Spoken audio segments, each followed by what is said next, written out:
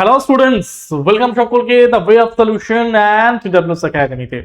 আজ আমরা নিয়ে চলে এসেছি রেলওয়ে গ্রুপ ডি পরীক্ষার জন্য আরেকটা মোস্ট ইম্পর্টেন্ট জেনারেল সায়েন্সের মক টেস্ট, যেখানে তোমরা তোমাদের বায়োলজি, ফিজিক্স এবং কেমিস্ট্রিতে আমরা কিছু কোশ্চেন সলভ করব।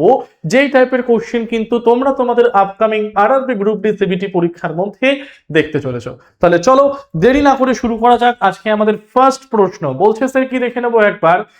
এজি অর্থাৎ সিলভার এবং তার সাথে হচ্ছে কি ক্লোরিন, অর্থাৎ silver ion plus chlorine ion একত্রিত হলে কোন যৌগটা আমার গঠিত হয়। ওকে স্যার, তার মানে এটা হলো ধাতু আর এটা হলো অধাতু। এর কাজটা হলো কি ইলেকট্রনটাকে ছেড়ে দেওয়া, এর কাজটা হলো ছেড়ে দেওয়া ইলেকট্রনটাকে গ্রহণ করা। ওকে, তার মানে এই দুটো একে অপরের সাথে মিলিত হয়ে যেটা তৈরি করবে সেটা হলো কি AgCl, যাকে আমরা কি বলবো, যাকে আমরা বলবো silver chloride. So option number B হয়ে যাবে কিন্তু এখানে আমাদের কারেক্ট অ্যান্সার। ওকে, চলো নেক্সট কোশ্চেন। জলে ব্লিচিং পাউডার যোগ করলে কোন গ্যাস নির্গত হয়? জলে ব্লিচিং পাউডার যোগ করলে কোন গ্যাস আমার নির্গত হয় sir? Hydrogen, chlorine, carbon monoxide নাকি কার্বন ডাই অক্সাইড? ভালো করে বোঝো। তাহলে ফার্স্ট বলেছে bleaching powder CaOCl whole Cl। তাহলে এটাকে যদি আমরা জলের সাথে বিক্রিয়া ঘটাই তাহলে কোন গ্যাস আমার নির্গত হবে স্যার? তাহলে নির্গত হবে আমার মূলত অপশন নাম্বার বি, এই ক্লোরিন গ্যাসটা নির্গত হবে। ঠিক আছে, চলো পরেরটা যাওয়া যাক। অসম্পৃক্ত যৌগগুলোর দহনের সময় একটি ড্যাশ শিখা দেখা যায়। অসম্পৃক্ত যৌগগুলোর দহনের সময় একটি ড্যাশ শিখা দেখা যায়। স্যার অসম্পৃক্ত মানে হলো কি আনস্যাচুরেটেড হাইড্রোকার্বন, তাই না? অর্থাৎ যেখানে আমরা দেখতে পাবো হলো কার্বন কার্বন ডবল বন্ড এবং কার্বন কার্বন ট্রিপল বন্ডকে, অর্থাৎ অ্যালকিন দেখবো স্যার, এবং আমরা দেখব হলো গিয়ে তার সাথে অ্যালকাইনকে, এবং তার সাথে আমরা দেখব অ্যালকাইনকে, carbon carbon double bond, carbon carbon triple bond. তাহলে এরা যখন মূলত দহন হবে তখন এদের ক্ষেত্রে কিন্তু আমরা একটা হলুদ শিখা জ্বলতে দেখব। অপশন নাম্বার বি হবে আমার রাইট অ্যান্সার। ঠিক আছে, আর যারা আবার সম্পৃক্ত হাইড্রোকার্বন হয়, অর্থাৎ যাদেরকে আমরা অ্যালকেন বলে চলি, অর্থাৎ কার্বন কার্বন সিঙ্গেল বন্ড, তাদের মধ্যে কিন্তু আমরা নীল শিখাটাকে দেখতে পারবো।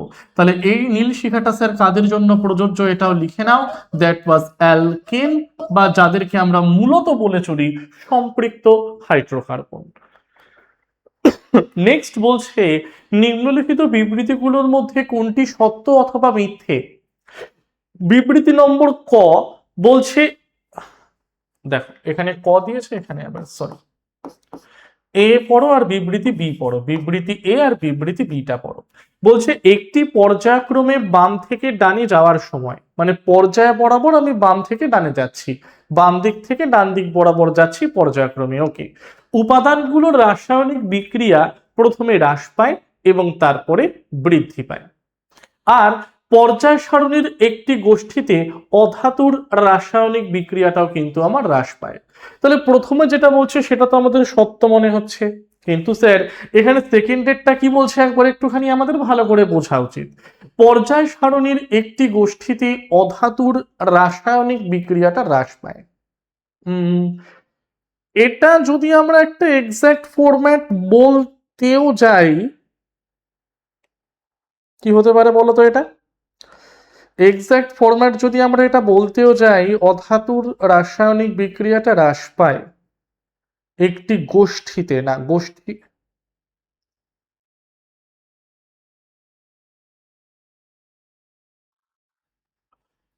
না এটা না একটা ইসে করো, গোষ্ঠীর জায়গায় না এখানে দেখো শ্রেণীতে, শ্রেণীতে লেখো, শ্রেণী বরাবর লেখো, গোষ্ঠী দিয়ে দিয়েছে মানে গ্রুপ মানে গোষ্ঠী, এখানে শ্রেণীতে হবে। ঠিক আছে, তো যাই হোক না কেন ভালো করে বুঝবে, যদি আমি শ্রেণী বরাবর ওপর থেকে নিচে নামি তাহলে অধাতুগুলোর ইলেকট্রন গ্রহণ ক্ষমতাটা হ্রাস পেতে থাকে। তাহলে অধাতুর ইলেকট্রন গ্রহণ ক্ষমতা যখন আমার কমে যাচ্ছে, তাহলে তার মানে ইলেকট্রন তাহলে রাসায়নিক বিক্রিয়াটাও কিন্তু কি হবে, তার হ্রাস পেয়ে যাবে। তাহলে অপশন এ আর বি দুটোই আমার ঠিক, অপশন এ হবে আমার রাইট অ্যান্সার। বিবৃতি এ এবং বিবৃতি বি এই দুটোই হলো গিয়ে কিন্তু আমাদের জন্য সত্য। ঠিক আছে, তো এটা তো হলো।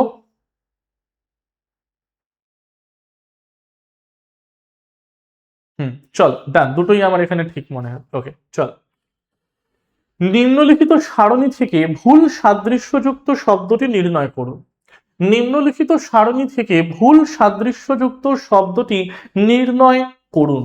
কি বলছে এখানে? কপারের সংকেত সিইউ, গোল্ডের সংকেত এইউ, মার্কারি হচ্ছে এইচজি, তার মানে এই সংকেতটা আমার ভুল। প্ল্যাটিনামের সংকেত ঠিক আছে, সিলভারের সংকেতও ঠিক আছে। তাহলে কোনটা আমার ভুল? সি, শুধুমাত্র সি। অপশন নাম্বার বি হয়ে যাবে আমার কারেক্ট অ্যান্সার। চলো ছয়েরটা যাওয়া যাক।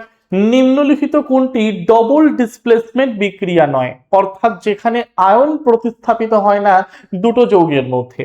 তাহলে কোনটি নয় বলেছে sir? BaCl2 H2SO4, BaSO4 Cl2। Obviously এটা হলো দ্বি প্রতিস্থাপন বিক্রিয়া।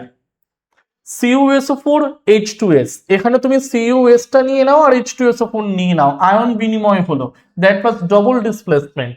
NaOH plus HCl, NaCl plus H2O, double displacement হলো। বাট স্যার আপনি এখানে যেটা দেখতে পাচ্ছেন অপশন নাম্বার বি তে Mg3N2 প্লাস 6H2O, এই দুটো একে অপরের সাথে রিয়াক্ট করে 3 ম্যাগনেসিয়াম হাইড্রোক্সাইড এবং 2 অণু অ্যামোনিয়াটাকে আমার তৈরি করলো, তাই না? তাহলে এখানে কিন্তু আমরা আয়নের বিনিময়টাকে দেখতে পারলাম না।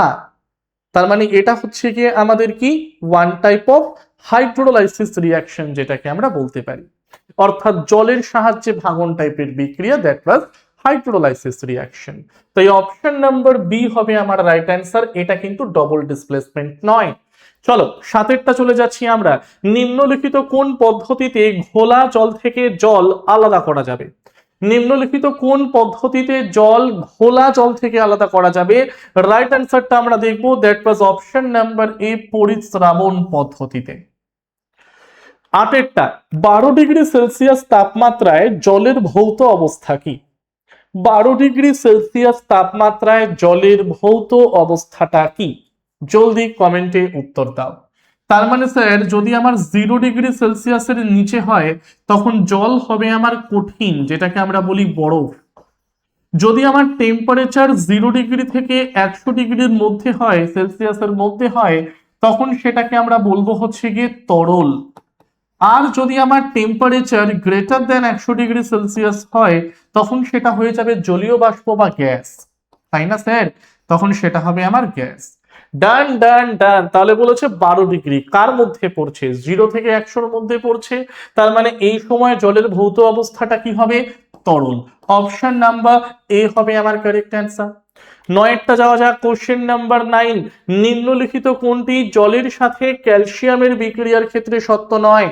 নিম্নলিখিত কোনটি জলের সাথে ক্যালসিয়ামের বিক্রিয়ার ক্ষেত্রে সত্য নয়? ঠিক আছে,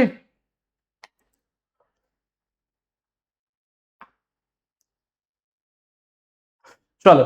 তো বেসিক্যালি দেখবে যারা আমাদের সোডিয়াম নিয়ে নাও, পটাশিয়াম নিয়ে নাও, এরা খুব দ্রুত জলের সাথে বিক্রিয়া করে এবং এদের বিক্রিয়ার হারটাও কিন্তু অত্যন্ত তীব্র প্রকৃতির হয়, তাই না? তো এখানে বলছে আমাকে ক্যালসিয়াম অতটাও তীব্রভাবে জলের সাথে বিক্রিয়া করে না। তার মানে এখানে আমরা মোটামুটি অ্যান্সারটা নিতে পারি H2 গ্যাস বিবর্ধিত না ক্যালসিয়াম তাপ বিবর্ধিত হয় কম করো। অপশন নাম্বার এ, বিক্রিয়া আরো তীব্র হয় না। অপশন নাম্বার এ করো রাইট অ্যান্সার, যেখানে তাপ বিবর্তিতটা আমার কম হয়।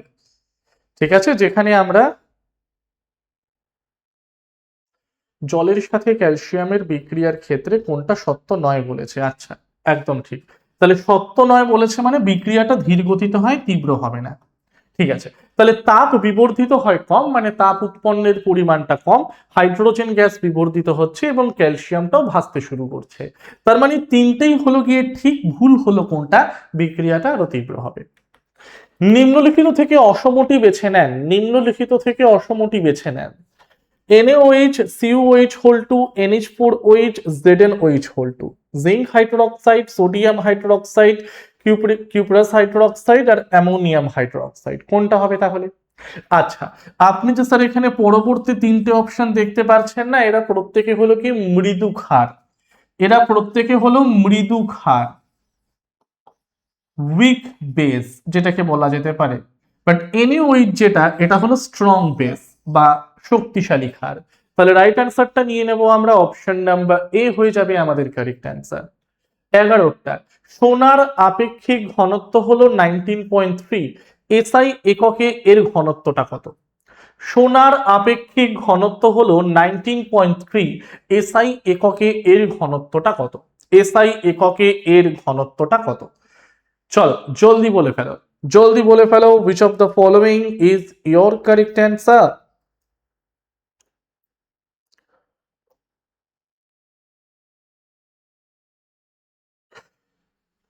ঠিক আছে, তাহলে স্যার পাতি বাংলায় মাথায় রাখবে যে এসআই এককে ঘনত্ব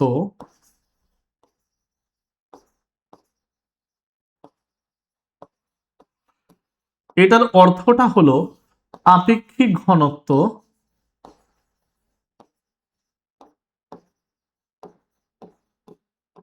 ইনটু জলের ঘনত্ব।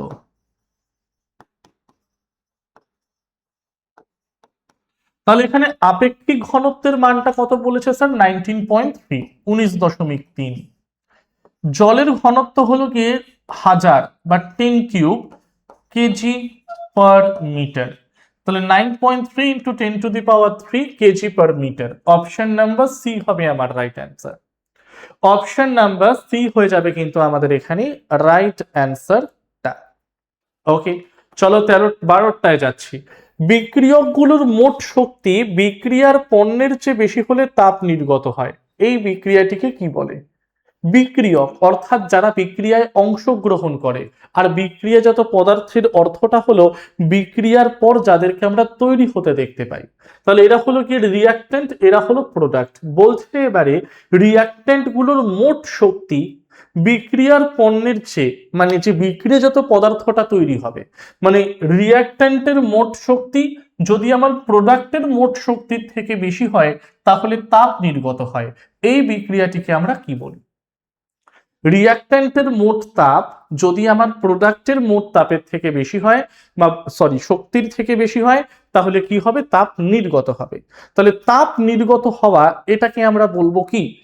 মানে এই যে অতিরিক্ত তাপটা আমার ছিল বিক্রিয়কের মধ্যে সেটা বেরিয়ে যাওয়া, এটাকে আমরা বলবো হচ্ছে কি তাপমোচী। অপশন নাম্বার এ হবে আমার কারেক্ট অ্যান্সার। আদর্শ গ্যাসের সমীকরণ কোনটি? পিভি ইকুয়াল টু এনআরটি, বা এখানে মিউ দিয়েছে যাই হোক না কেন, আমরা সচরাচর বলি পিভি ইকুয়াল টু এনআরটি। এটা হলো কি স্যার আদর্শ গ্যাস সমীকরণ। এবারে এখানে পিভি দিয়ে কিছুই নেই, বাট এখানে পিভি বাই টি রয়েছে স্যার। তাহলে টিটাকে এখানে নিয়ে চলে আসো, তাহলে ফাইনাল ইকুয়েশন কি পাবে? P V by T equal to N R. এখানে নিউ জায়গায় সেখানে লিখেছে, তার মানে অপশন নাম্বার এ হচ্ছে right answer. Option number A হবে আমার রাইট অ্যান্সার।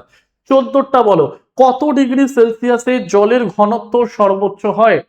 কত ডিগ্রি সেলসিয়াসে জলের ঘনত্ব সর্বোচ্চ হয়? বি ফার্স্ট এভরিওয়ান, প্রত্যেকে অ্যান্সার করবে। কত ডিগ্রি সেলসিয়াসে জলের ঘনত্ব সর্বোচ্চ হয়? 4, 22, 2 নাকি 0? তাহলে জলের ঘনত্ব সর্বোচ্চ হয় 4 ডিগ্রি সেলসিয়াস তাপমাত্রায়, তাই না? 4 ডিগ্রি সেলসিয়াসে। এবং এই 4 ডিগ্রি সেলসিয়াসে জলের ঘনত্ব হয় সর্বোচ্চ, কিন্তু তার আয়তনটা হয়ে থাকে সর্বনিম্ন, যেটাকে আমরা বলি অ্যানোমালাস বিহেভিয়ার অফ ওয়াটার, বা জলের ব্যতিক্রান্ত প্রসারণের পাল্টা। 15টায় চলে যাচ্ছি আমরা। ফারেনহাইট স্কেলে জলের স্ফুটনাঙ্ক এবং হিমাঙ্ক ঠিক কত ডিগ্রি আলাদা? ফারেনহাইট স্কেলে জলের স্ফুটনাঙ্ক এবং হিমাঙ্ক ঠিক কত ডিগ্রি আলাদা? 180, 273, 100 নাকি 50? ওকে, তো তাহলে আমাকে ইন্টারভেল বের করতে বলেছে, কত ডিগ্রি আলাদা সেটা বের করতে বলেছে, তাই না? তাহলে ইন্টারভেলটা বের করে ফেলো স্যার। তাহলে ইন্টারভাল বের করার ফর্মুলা হলো ঊর্ধ্ব স্থিরাঙ্ক মাইনাস নিম্ন স্থিরাঙ্ক। তাহলে ঊর্ধ্ব স্থিরাঙ্ক হিসেবে নিতে হবে ফারেনহাইট স্কেলে জলের স্ফুটনাঙ্ক, যেটা হলো 212 ডিগ্রি ফারেনহাইট। আর নিম্ন স্থিরাঙ্ক হিসেবে আমরা নেব ফারেনহাইট স্কেলে জলের হিমাঙ্কটা, যেটা হলো 32 ডিগ্রি ফারেনহাইট। তাহলে এই দুটোর মধ্যে যদি ইন্টারভেল দেখতে চাই তাহলে সংখ্যাটা হলো 180। রাইট অ্যান্সার অপশন নাম্বার এ 180। ঠিক আছে, চলো পরবর্তী প্রশ্নে যাওয়ার আগে সকলের জন্য একটা ইম্পর্টেন্ট অ্যানাউন্সমেন্ট আমার রয়েছে, সেটা হলো স্টুডেন্টদের অনেক ডিমান্ডের পরে কিন্তু আমাদের TWS একাডেমির তরফ থেকে আবার নতুন করে লঞ্চ হয়ে গিয়েছে জিকে এক্সপ্রেস বইটা, যেখানে তোমরা এসএসসি থেকে শুরু করে রেলওয়ে থেকে শুরু করে WBPKP থেকে শুরু করে WBPSC প্রত্যেকটা এক্সামে আমাদের যে সাবজেক্টগুলো, মানে জিকে জিএস এর কথা বলছি, মানে history, geography, polity, economy, general সায়েন্সে physics, chemistry, biology and computer, static GK ইত্যাদি, পরিবেশ, তো এই সাবজেক্টগুলোর যে যে টপিক থেকে আমাদের এই পরীক্ষাগুলোর কথা বললাম সেই পরীক্ষায় প্রশ্ন আসে, সেই টপিক ভিত্তিক মোস্ট এক্সপেক্টেড প্রশ্ন, মানে এই নয় যে ইতিহাসের 300টা প্রশ্ন এখানে দেওয়া, ইতিহাসের প্রত্যেকটা টপিক ওয়াইজ এখানে প্রশ্ন দেওয়া। ধরো বললাম মহাবিদ্রোহ থেকে 30টা প্রশ্ন ইম্পর্টেন্ট, ধরো আমি বললাম ষোড়শ মহাজনপদ থেকে 15টা প্রশ্ন ইম্পর্টেন্ট। তো তাহলে এই মোস্ট ইম্পর্টেন্ট প্রশ্নগুলোকে নিয়ে কিন্তু এই বইটা বানানো। টোটাল 5600টা এমসিকিউ তোমরা পেয়ে যাচ্ছ, অধ্যায় ভিত্তিক এমসিকিউ, তার সাথে কিন্তু এটার মধ্যে পেয়ে যাচ্ছ 50টা প্র্যাকটিস সেট, যেটা কিন্তু only for the GK GS এর জন্য। কোন কোন এক্সামের জন্য গুরুত্বপূর্ণ হবে সেটাও কিন্তু আমরা এখানে তোমাদের বলে দিলাম। তো বইটার কিন্তু একটা হিউজ ডিমান্ড রয়েছে। অনেকে ভাবছো যে স্যার কিছুদিন ওয়েট করে যাই তারপরে কিনবো, সেটা করতে যেও না, কারণ অলরেডি কিন্তু অনেক লট আমাদের ডিসপ্যাচ হয়ে গিয়েছে এবং আমাদের তো একটা লিমিট আছে বই প্রিন্টের জন্য। তো অপেক্ষা না করে যদি তাড়াতাড়ি পেতে চাও তাহলে অবশ্যই কিন্তু আমাদের অ্যাপের মধ্যে বুক সেকশনে গিয়ে বইটাকে তোমরা আজকেই অর্ডার করে দাও। ওকে, চলো নেক্সট এবারে যে কথাটায় আমরা যাচ্ছি বা নেক্সট প্রশ্নে আমরা যাচ্ছি, কোশ্চেন নাম্বার 16 কি কি বলছে, ড্যাশ হলো একই তাপমাত্রা এবং চাপে একটি কঠিন পদার্থ থেকে তরলে পরিণত করার জন্য প্রতি একক ভরের তাপ। পাতি বাংলায় এত বড় কোশ্চেন পড়ার থেকে দুটো পয়েন্ট মাথায় রাখো, তাপ আমার দু ধরনের হয়, একটাকে বলা হয় বোধগম্য তাপ বা সেন্সিবল হিট, আরেকটাকে বলা হয় লিন তাপ বা ল্যাটেন্ট হিট। বোধগম্য তাপ মানে যেটা কোনো বস্তুর উষ্ণতা বাড়ায় বা কমায়, মানে অ্যাপ্লাই করলে বাড়ে, তুলে নিলে কমে। আর লিন তাপ মানে হলো যেটা কোনো বস্তুর অবস্থার পরিবর্তন করে। তাহলে এখানে তো অবস্থার পরিবর্তন দিয়ে দিয়েছে কঠিন থেকে তরলে, তার মানে লিন তাপ ছাড়া কিছু হবে না। চোখ বন্ধ করে অপশন নাম্বার বি করে নাও। 17টা, খাদ্য উপাদানকে অক্সিডাইজ হওয়া থেকে বিরত রাখতে নিম্নলিখিত কোন গ্যাস ব্যবহার করা হয়? খাদ্য উপাদানকে অক্সিডাইজ হওয়া থেকে বিরত রাখতে নিম্নলিখিত কোন গ্যাস ব্যবহার করা হয়? হাইড্রোজেন, অক্সিজেন, ক্লোরিন নাকি নাইট্রোজেন? হাইড্রোজেন, অক্সিজেন, ক্লোরিন নাকি নাইট্রোজেন? ঠিক আছে, তো খাদ্য বস্তুর মধ্যে যদি অক্সিজেন থাকে তাহলে তো তার জারণটা আমার ঘটবেই। ওকে, তার মানে যাতে না হয় অক্সিডাইজ তার জন্য কোন গ্যাসটাকে ব্যবহার করব? নাইট্রোজেন, কারণ এটাও অনেক সময় সহজে কারোর সাথে রিঅ্যাক্ট করতে চায় না তার জন্য। প্রোপেনের আণবিক সূত্রটা কি? Sir propane, propane, propane. আচ্ছা, এটার আণবিক সূত্র বের করতে বলেছে। Good sir, good. তাহলে ফার্স্টে 3টে লেটার বলছে প্রো, প্রোপ মানে হলো গিয়ে কার্বনের সংখ্যা এখানে 3টে, কার্বনের সংখ্যা এখানে 3টে, আর এখানে ANE মানে অ্যালকেন বোঝাচ্ছে। অ্যালকেন মানে হলো কার্বন কার্বন সিঙ্গেল বন্ড, আর কার্বন কার্বন সিঙ্গেল বন্ড হলে সেটা বের করার ফর্মুলাটা হলো CnH2n+2। এবারে আমাকে এখানে কার্বনের মানটা কত বলেছে স্যার? 3, তাহলে C3H2 × 3+2, তাহলে সংখ্যাটা কত হলো? C3H8। So the right answer is option number C, C3H8। এটাই হলো গিয়ে প্রোপেনের আণবিক সূত্র। 19টা, হিলিয়াম ব্যতীত সমস্ত নোবেল গ্যাসের বাহ্যিক কক্ষে কয়টি ইলেকট্রন থাকে? হিলিয়াম ব্যতীত সমস্ত নোবেল গ্যাসের বাহ্যিক কক্ষে কয়টি ইলেকট্রন থাকে? আচ্ছা, এবার এই প্রশ্নটার উত্তরটাকে ভালো করে দেখো। হিলিয়ামের অ্যাটমিক নাম্বারই তো হলো স্যার 2, তাই তার সর্ববহিস্থ কক্ষে দুটো ইলেকট্রন থাকে। কিন্তু হিলিয়ামের ঠিক পরবর্তী যে নিষ্ক্রিয় গ্যাস যাকে আমরা নিয়ন বলে চলি, নিয়নের অ্যাটমিক নাম্বার হচ্ছে গিয়ে 10, মানে 2 + 8। তারপরেরটা হলো আর্গন 18, 2 + 8 + 8। তার মানে হিলিয়াম ব্যতীত হিলিয়ামের খালি দুটো থাকে, বাট হিলিয়ামকে বাকি রেখে বাদবাকি নোবেল গ্যাসের আউটার মোস্ট সেলে নাম্বার অফ ইলেকট্রন হয়ে থাকে 8টা করে। অপশন নাম্বার ডি হবে আমার কারেক্ট অ্যান্সার। ওজনের একটি অণুতে কয়টি পরমাণু থাকে? ওজনের একটি অণুতে কয়টি পরমাণু থাকে? স্যার ওজোন, ওজোন মানে হলো O3, তাই না? অর্থাৎ এখানে পরমাণুর সংখ্যা হলো গিয়ে 3টে। অপশন নাম্বার বি হবে আমার কারেক্ট অ্যান্সার। চলো 21টা। একটি দ্রবণের পিএইচ হলো 3, যখন এর পিএইচ পরিবর্তিত হয় তখন H+ আয়নের ঘনত্বটা কিভাবে পরিবর্তিত হয়? কিভাবে পরিবর্তিত হয়, তাই না? ওকে চলো, তো তাহলে ফার্স্ট আমাকে বলা হচ্ছে স্যার পিএইচ এর মানটা হচ্ছে কত? পিএইচ এর মানটা হচ্ছে গিয়ে আমার 3। পিএইচ এর মানটা হলো আমার 3। তাহলে H+ আয়নের ঘনত্ব বের করতে গেলে কি করতে হবে? মাইনাস লগ H+, ঠিক আছে? মাইনাস লগ H+ মানে হলো পিএইচ। এবারে পিএইচ এর মান 3, তাহলে H+ আয়নের ঘনত্বটা কি হবে স্যার? H+ আয়নের ঘনত্বটা হবে 10⁻³ এবার যদি পিএইচ এর মানটা পরিবর্তিত হয়ে আমার 6 হয়, মানে পিএইচ এর মান পরিবর্তিত হয়ে 6 হলো, তাহলে এখানে H+ আয়নের ঘনত্বটা কত হবে স্যার? H+ আয়নের ঘনত্বটা হবে 10⁻⁻6। তার মানে ডিফারেন্সটা কত? ডিফারেন্সটা হচ্ছে কি 10⁻³ এর, তাই না? 10⁻³ মানে সহজ ভাষায় বললে যেটা হলো কি 1/1000, 1/1000। কারণ 10⁻³ মানে হলো 1000, মাইনাস রয়েছে মানে 1/1000, তাহলে 1000 গুণ হ্রাস পাবে। অপশন নাম্বার ডি হবে আমার কারেক্ট অ্যান্সার। 1000 গুণ হ্রাস পাবে, অর্থাৎ যেটাকে আমরা বলবো যে অপশন নাম্বার ডি হয়ে যাবে কিন্তু এটার কারেক্ট অ্যান্সারটা। ওকে চলো 21 ডান। 22 তে যাই আমরা। 22 2 ওহম এবং 6 ওহম দুটি প্রতিরোধী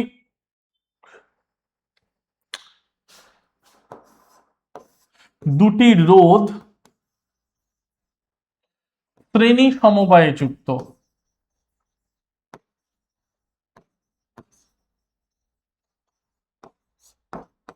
কি বলছে স্যার? এখানে আমরা দেখিনি 2 ওহম এবং 6 ওহমের দুটি রোধ শ্রেণী সমবায়ে সংযুক্ত এবং এই সংমিশ্রণটি একটি 12 ভোল্ট ব্যাটারিতে সংযুক্ত। আচ্ছা, ব্যাটারি দ্বারা সরবরাহিত শক্তিটাকে খুঁজে বের করুন। তাহলে শক্তিটা খুঁজে বার করার জন্য আমাকে কিসের নিতে হবে? তড়িৎ ক্ষমতা, যেটাকে আমরা বলি হলো কি ইলেকট্রিক পাওয়ার, তাই না? আর ইলেকট্রিক পাওয়ার বের করার ফর্মুলাটা কি? V²/R। এটা হলো কি ইলেকট্রিক পাওয়ার বের করার ফর্মুলা। মানে আমরা যদি হিটিং এফেক্ট অফ কারেন্টটাকে নেই তাহলে H=I²RT, তাই না? H=I²RT টাকে কিন্তু এখানে আমার বোঝাচ্ছে। ওকে, পাওয়ার বের করতে বলেছে, এখানে তো ওয়াট, তাহলে পাওয়ার কি? সরবরাহিত ক্ষমতা খুঁজুন, সরবরাহিত ক্ষমতা খুঁজুন। শক্তি মানে তো সেটাই হয়ে গেল I²RT, তাই না? আর আমরা যদি সেখানে ধরি যে ইলেকট্রিক পাওয়ার মানে হচ্ছে গিয়ে মানে যেটা হলো শক্তি বাই সময় I²RT/T, টি কেটে গেল, তাহলে ইলেকট্রিক পাওয়ার মানে হলো I²R। তো এইভাবে আমরা দেখবো যে ইলেকট্রিক পাওয়ারের অনেকগুলো ইকুয়েশন হয়, যার মধ্যে একটা হলো V²/R। তাহলে 12 ভোল্টের ব্যাটারি V² এর মানটা এখানে আপনি লিখে নিতে পারেন, দ্যাট ওয়াজ ইয়োর 12²। স্যার 12² মানে কত হচ্ছে? 12² মানে হলো যেটা আমার মূলত 144 এর পার্ট, যেটাকে আমরা মূলত এখানে বলে চলছি, তাই না? আর না না, একটু ভুল হলো এখানে। ফার্স্ট জানতে হবে যে আমাদের ইলেকট্রিক যে এনার্জিটা, এটা হচ্ছে কি H=I²RT, হিট এনার্জি। কোন তড়িৎ বর্তনীর মধ্যে দিয়ে তড়িৎ প্রবাহিত হলে যে শক্তিটা আমার তৈরি হয় সেটা হলো H=I²RT। তাহলে ইলেকট্রিক পাওয়ার বের করার ফর্মুলাটা হলো শক্তি বাই সময়। তাহলে এখানে হলো I²R × T/T। তাহলে কাটাকাটি করে দাও, তাহলে P এর মানটা কত হলো স্যার? I² × R। এবারে ওহম স্যার কি বলেছেন? V = IR, V = IR। আচ্ছা স্যার, তাহলে আইটাকে আমি লিখতে পারি ভি বাই আর, কেন লিখতে পারেন না? এবারে আই এর জায়গায় ভি বাই আর টাকে বসাও, তাহলে V square by R square into R, R দিয়ে স্কোয়ারটাকে কাটো, তাহলে ইলেকট্রিক পাওয়ারের আরো একটা ইকুয়েশন পেলাম, that was V square by R. Clear হলো? এভাবে অনেকগুলো ইকুয়েশনে যেতে হয়, বাট আমরা বাদ বাকিটায় যাচ্ছি না। বলছে শ্রেণী সমবায়ে যুক্ত 2 ওহম 6 ওহম, তাহলে ইকুইভ্যালেন্ট রেজিস্ট্যান্সটা বের করে ফেলো। ইকুইভ্যালেন্ট রেজিস্ট্যান্সটা হচ্ছে গিয়ে কত? শ্রেণী সমবায়ে বলেছে মানে 2 যোগ 6 করো, 2 যোগ 6 মানে হচ্ছে গিয়ে 8 ওহম। তাহলে এখানে ভি স্কোয়ার কত বলেছে? 12 ভোল্ট, তাহলে 12 স্কোয়ার মানে হলো গিয়ে 144 বাই 8, 144 বাই 8, তাহলে 8 একে 8 আর 8 64, দ্যাট ওয়াজ 18। 18 ওয়াট হবে আমার answer, option number B, 18 watt হয়ে যাবে অ্যান্সার। ঠিক আছে, চলো 23টা। 0 ডিগ্রি সেলসিয়াস থেকে 4 ডিগ্রি সেলসিয়াসের মধ্যে একটি প্রদত্ত পরিমাণ জলের আয়তন কিরূপ? স্যার, এই তাপমাত্রাতে আমরা কি দেখবো? যে জলের ঘনত্বটা বাড়ছে কিন্তু আয়তনটা আমার কমছে, অর্থাৎ যেটাকে আমরা বলবো অ্যানোমালাস বিহেভিয়ার অফ ওয়াটার। তাহলে আয়তন কিরূপ? কমছে। 24টায় চলে যাই। আমাদের খাদ্যশস্য বাদাম এবং চকলেট দ্বারা কোন উপাদানটি সর্বাধিক সরবরাহ করা হয়ে থাকে? ক্লোরাইড, দস্তা, আয়োডিন নাকি তামা? রাইট অ্যান্সার হলো কি তামা অথবা কপার। কোশ্চেন নাম্বার 24, রাইট অ্যান্সারটা লিখে নেবে তোমরা সকলে, দ্যাট ওয়াজ তামা অথবা 24। ওকে, কপার যেটাকে আমরা বলি। ওকে, নিচের কোন গ্যাসটি অত্যন্ত বিষাক্ত, গন্ধহীন, স্বাদহীন এবং বর্ণহীন একটি গ্যাস? অত্যন্ত বিষাক্ত কিন্তু যার কোনো গন্ধ নেই, স্বাদ নেই বা বর্ণটাও কিন্তু আমার নেই। এই গ্যাসটার উদাহরণ কি? Carbon dioxide, carbon monoxide, methane নাকি নাইট্রোজেন ডাই অক্সাইড? তাহলে এখানে সর্বাধিক বিষাক্ত আমার যেটা, সেটা হলো carbon monoxide, option number B. কারণ বাদবাকি গ্যাসগুলো কিন্তু নর্মালি এয়ারের মধ্যে ঘুরছে, তো অসুবিধা নেই সেক্ষেত্রে কোনো। 25 ডান। 26এরটা কি বলছে? 77 ডিগ্রি ফারেনহাইট ড্যাশ সেলসিয়াসের সমান। 77 ডিগ্রি ফারেনহাইট ড্যাশ সেলসিয়াসের সমান, তাই না? কিছুই না sir, C by 5 F minus 32/9। F এর মানটা বলেছে 77 মাইনাস 32/9, তাহলে এটা হচ্ছে আমার 45/9, তাহলে অ্যান্সারটা হচ্ছে 5। তাহলে সি বাই 5 ইকুয়াল টু 5, তাহলে 5 5 ক্রস মাল্টিপ্লিকেশন করো, তাহলে সেলসিয়াসের মানটা হলো 25 ডিগ্রি। অপশন নাম্বার এ হবে আমার রাইট অ্যান্সার, 25 ডিগ্রি সেলসিয়াস। বায়ুমণ্ডলে উচ্চ স্তরে ওজোন কোন অণুর একটি উপজাত? বায়ুমণ্ডলের উচ্চ স্তরে ওজোন কোন অণুর একটি উপজাত? হাইড্রোজেনের উপর কাজ করা অতিবেগুনি বিকিরণ, হিলিয়ামের উপর কাজ করা অতিবেগুনি বিকিরণ, অক্সিজেনের উপর কাজ করা অতিবেগুনি বিকিরণ নাকি নাইট্রোজেনের উপর কাজ করা অতিবেগুনি বিকিরণ? কোনটা হবে আমার এখানে রাইট অ্যান্সার? একটু কমেন্টে উত্তর দাও। Which of the following is your correct answer? আমাকে একটু জানাও এখানে সকলে তোমরা।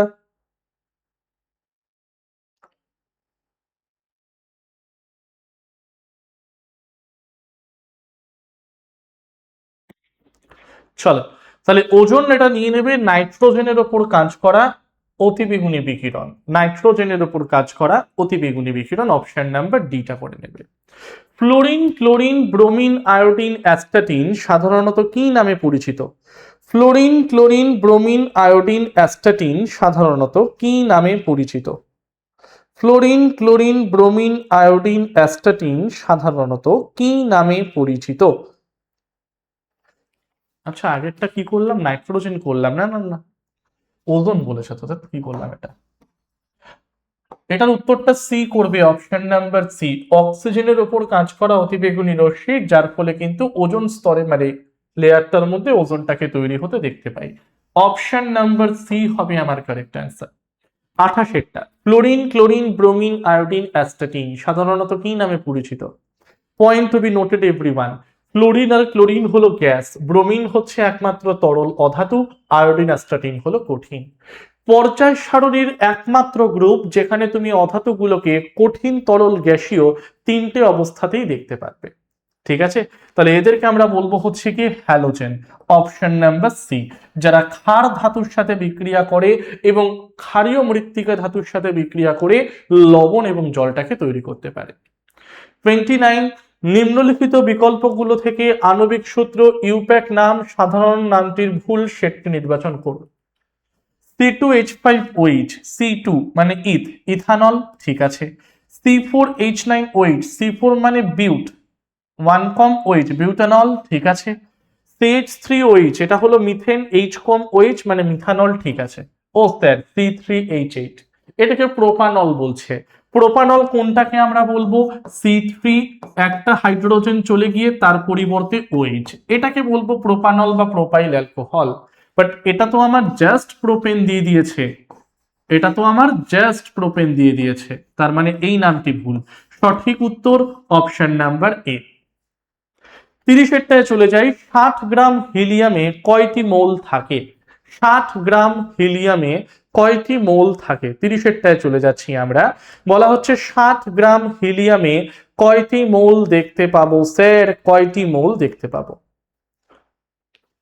ঠিক আছে, তাহলে ফার্স্ট আমাদের জানতে হবে যে হিলিয়ামের মোলার ভরটা কত।